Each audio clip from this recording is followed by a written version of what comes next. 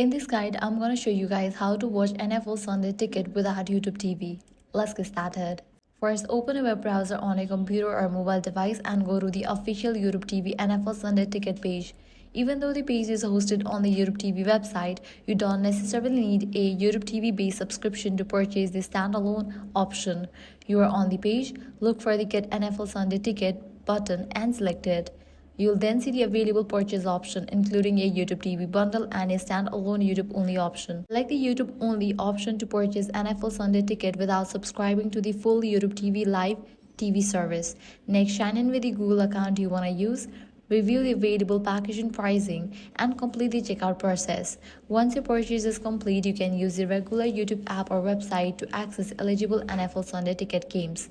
Depending on your device and the current YouTube interface, you may find your subscription through areas such as library purchases and memberships, or by searching for your team or game directly.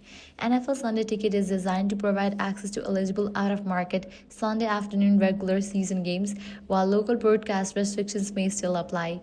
And that's it. If this guide helped you out, do not forget to like, share, and subscribe.